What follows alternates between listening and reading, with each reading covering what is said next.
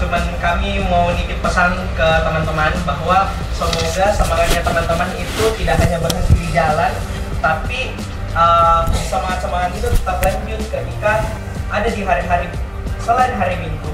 Nah, kita di setiap Rabu selalu menginisiatifkan bahwa setiap Rabu harus ada kegiatan diskusi bareng, dan kita pengennya karena jalan bareng itu konsisten, kita pengennya juga diskusi bareng konsisten. Amin.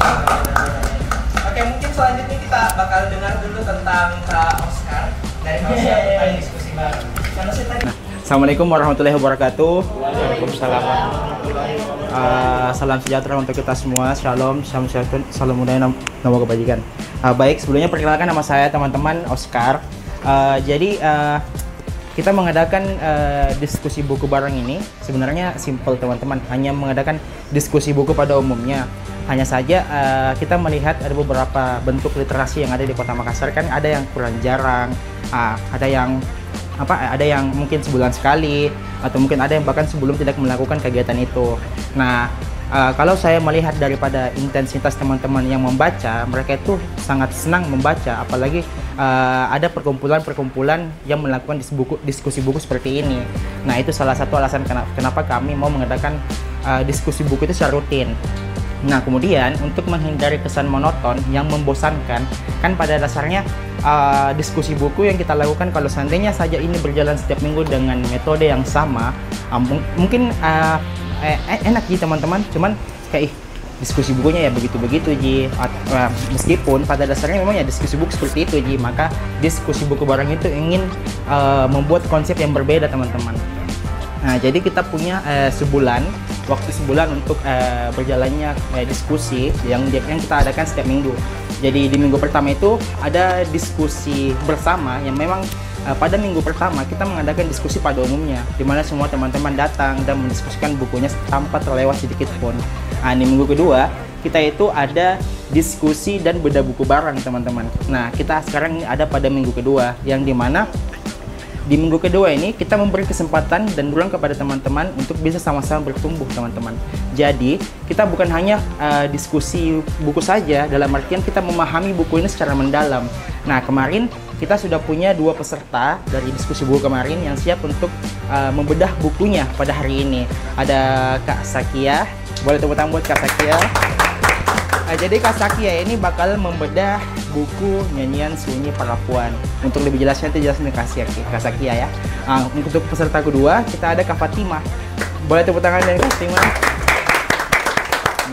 Untuk Kak Fatimah sendiri, dia akan menjelaskan buku yang sangat historis ya teman-teman.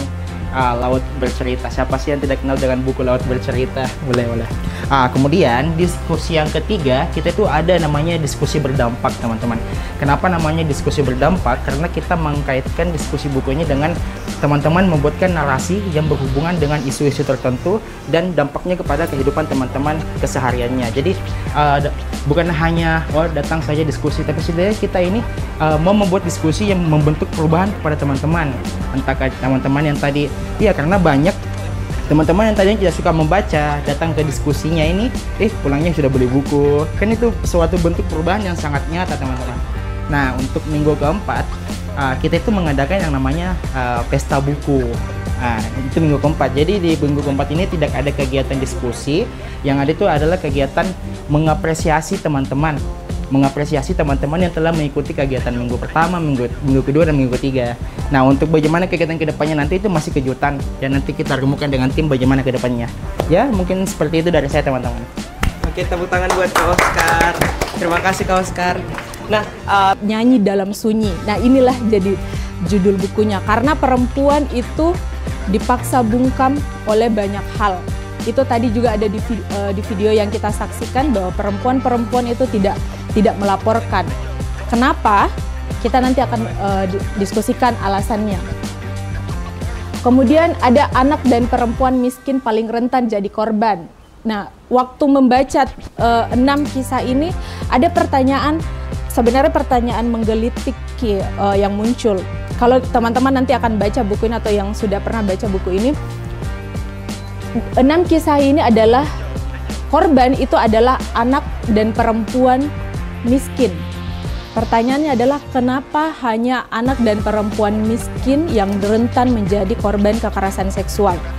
Kenapa tidak jarang sekali ditemukan bahwa perempuan-perempuan dari kategori ekonomi menengah ke atas menjadi korban kekerasan seksual? Misalkan keponakannya presiden, keponakannya menteri, itu tidak pernah ada cerita menjadi korban kekerasan seksual. Yang dipublis itu selalu adalah perempuan-perempuan menengah ke bawah. Itu karena mereka menjadi yang paling rentan. Kemudian relevansinya buku ini, Kak Dian Septi sebenarnya menuliskan buku ini itu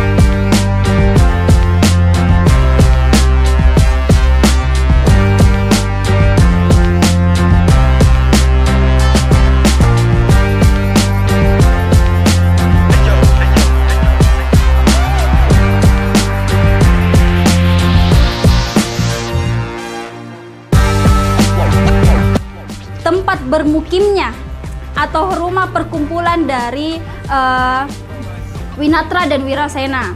Nah, di Sayagan ini ada satu tempat yang dijuluki sebagai rumah hantu.